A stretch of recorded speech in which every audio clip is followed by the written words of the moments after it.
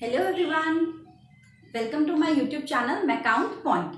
सो हम लोग मैथमेटिक्स में इंटीग्रेशन कर रहे थे। सो उसमें हमने basic integration and integration by substitution कर लिया था। आज हम सीखने वाले हैं कि integration of some trigonometric functions. Means अगर ट्रिग्नोमेट्रिक फंक्शंस आते हैं तो आप उनको कैसे इंटीग्रेट कर सकते हो by using trigonometric formulas and by using basic formulas and substitution method.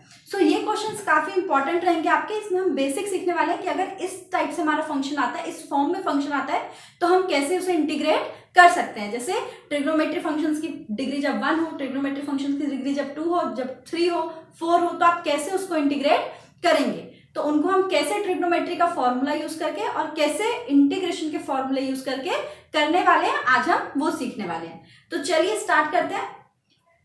देखिए, हमने ट्रिग्नोमेट्री में कुछ कुछ चीजों के फॉर्मूले तो हमें ऑलरेडी, जैसे हमने डेरिवेटिव से सीख लिए थे कि डिफरेंशिएशन अगर ये होता है तो उसका रिवर्स इंटीग्रेशन हमने फाइंड आउट कर लिया था। किस किस का?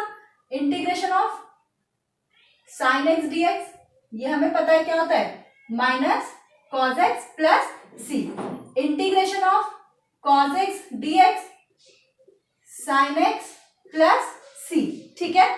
Integration of sec square x dx is 10x plus C. मतलब ये मैं वो फॉर्मूलाज लिख रही हूं जो हमें ऑलरेडी पता है। Integration of cos square x dx is minus cot x plus C. Integration of sec x 10x dx equals to sec x plus C, ठीक है। Integration of cosec x cot x dx equals to minus cosec x plus C. तो ये हमारे basic 6 formulas है जो हमें already पता थे, ठीक है।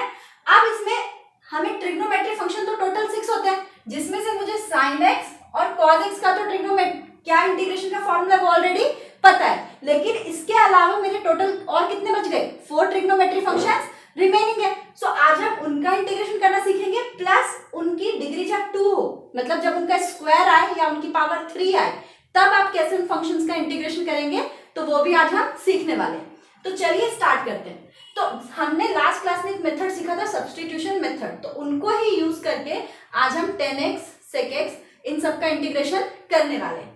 चलिए, तो मैं आपको 10x का सिखाऊंगी, फिर cot x का आप लोग खुद डिराइव करेंगे, एंड सेम मैं आपको sec x का सिखाऊंगी, फिर cosec x का आप लोग खुद से डिराइव करेंगे, ठीक है। चलिए स्टार्ट करते हैं। तो आज हम सीखने वाले हैं इंटीग्रेशन ऑफ 10x dx, ठीक है। तो देखिए, मुझे इंटीग्रेशन करना है 10x का। अब कोई फॉर्मूला तो है नहीं, बट 10x मेरा क्या होता है, 10x can be written as sin x upon cos x, ये लिख सकते हैं। अब देखिए, sin x किसका डेरिवेटिव है, cos x का, तो हम लोग क्या कर सकते हैं, let cos x equals to t। ये हमने देखा था ना कि अगर फंक्शन में किसी का डेरिवेटिव अवेलेबल है तो आप वहां पे फंक्शन को सब्स्टिट्यूट कर सकते हो अनदर वेरिएबल। तो let cos x equals to t, तो अब डिफरेंशिएट करेंगे तो cos x का minus sin x dx equals to dt। तो फंक्शन में मेरे सिर्फ sin x dx है, तो इसलिए हम sin dx इधर ही रखेंगे, माइनस उधर ट्रांसफर कर देंगे। तो यानी मेरे sin x dx की वैल्यू क्या निकल के आ गई, माइनस dt। ये हमने प्रीवियस वीडियो में सीखा हुआ है, तो मैं उसकी लिंक भी आपको दे दूंगी, सो दैट आप उसको भी देख पाएंगे अगर आपने नहीं देखा है।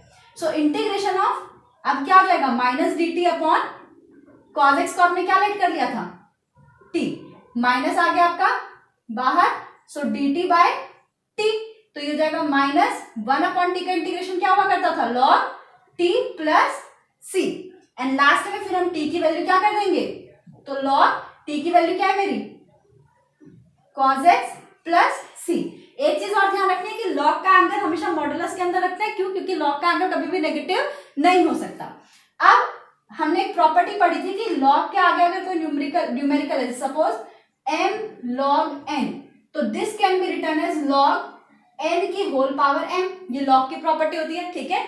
सो सेम यहाँ पे log का आगे कोफिशिएंट क्या है, -1, तो मैं -1 को क्या कर सकती हूँ, log उसके एंगल की power plus c, so this became log 1 by cos x plus c। So ये क्या बन जाएगा, log sec x plus c। तो यानी कि मेरा 10x का इंटीग्रेशन क्या होता है, log of sec x plus c। Clear बात। सो 10x का कैसे करना है आपको समझ आ गया। सो ऐसे ही जैसे मैंने 10x का किया है, आप सिमिलर cot x का कर सकते हैं, क्योंकि cot x को हम क्या लिख सकते हैं, cos बाय साइन, देन फिर sin x का डेरिवेटिव वहां पे अवेलेबल है, तो इस तरीके से आप करके cot x का खुद से डिराइव करेंगे। ठीक है, देन हम देखते हैं कि हम इंटीग्रेशन ऑफ sec x कैसे फाइंड आउट करेंगे।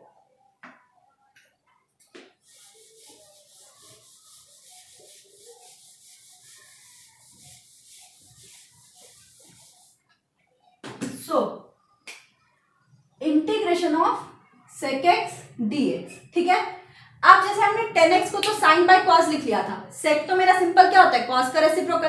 अब अगर मैं उसे 1 बाय cos लिख भी देती हूँ तो उससे मेरे को कोई ऐसा फंक्शन तो नहीं मिल रहा जिसका डेरिवेटिव उसके अंदर अवेलेबल हो। तो इसमें हम क्या करेंगे, मल्टीप्लाई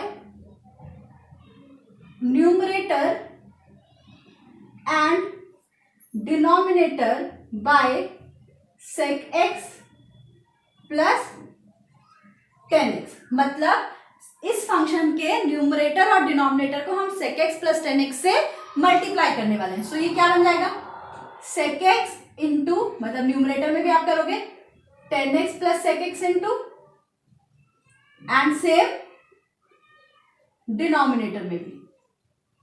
ठीक है, यहां तक क्लियर बात।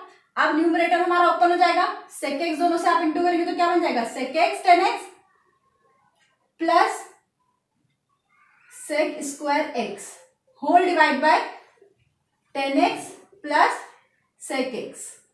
यहां तक कोई कंफ्यूजन। सो यहां तक सिंपल है। अब देखिए 10x का डेरिवेटिव क्या होता है, sec स्क्वायर x, और sec x का डेरिवेटिव sec x 10x। सो जो मेरा डिनोमिनेटर है उसका डेरिवेटिव मुझे कहां दिख रहा है, न्यूमरेटर के अंदर। तो इसीलिए हम लोग क्या करेंगे, let 10x plus sec x equals to t। तो 10x का derivative sec square x plus sec x का sec x 10x and whole dx equals to dt। So ये वाली पूरी चीज मेरी किस में कन्वर्ट हो गई है, dt में। तो क्या आ जाएगा, dt अपॉन t। क्लियर बात, क्योंकि इसको हमने क्या ले लिया था, t। सो ये मेरा बन गया 1 upon t is log t plus c। सो यानी log of sec x plus 10x plus c। So ये मेरा आंसर आ गया कि sec x का इंटीग्रेशन क्या होता है, log of sec x plus 10x plus c। तो यानी दो हमने और कर लिए, इंटीग्रेशन ऑफ 10x जो कि क्या था, log sec x plus c, या फिर आप लोग लिख सकते हो minus of log cos x plus c। Means अगर cos x की टर्म्स में चाहिए तो ये लिखेंगे, sec x की टर्म्स में चाहिए तो ये लिखेंगे, दोनों सही है। ठीक है, बस साइन का ध्यान रखिएगा। और हमने सीख लिया integration of sec x dx which is log of sec x plus 10x plus c। ठीक है, और दो आपके लिए टास्क है कि आपको cot x का और cosec x का खुद से फाइंड आउट करना है बाय यूजिंग दिस। क्लियर बात। तो ये हमने अभी 6 के 6 ट्रिग्नोमेट्री फंक्शंस के क्या इंटीग्रेशन है वो हमने डिराइव कर ली है। क्लियर। अब अगर उनके स्क्वायर्स आ जाते हैं तो हम उनके साथ क्या करने वाले हैं, उनको कैसे सेटल आउट करेंगे, उनका इंटीग्रेशन कैसे करेंगे वो हम सीखने वाले हैं। ठीक है, चलिए स्टार्ट करते हैं। सो फॉर्मूलेज मैं इधर लिखे रहने देती हूँ सो दैट आप लोग को और बेटर समझ आ पाए।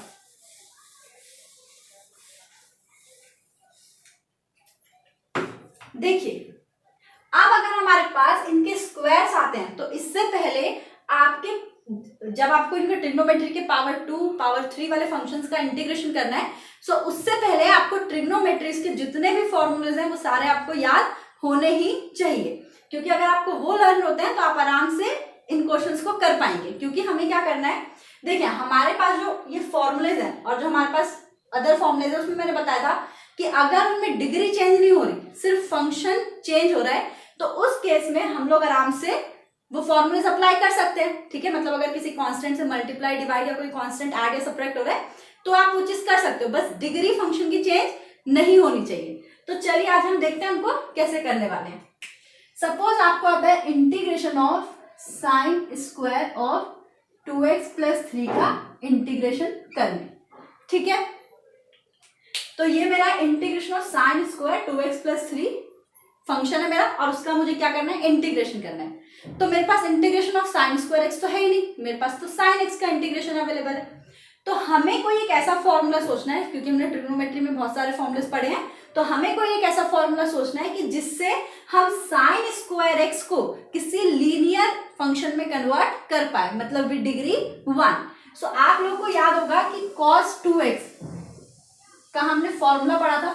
ठीक है, cos 2x के टोटल 4 फॉर्मूले हुए करते थे, cos square x minus sign square x, और 2 cos स्क्वायर x माइनस 1, और 1 माइनस 2 साइन स्क्वायर x।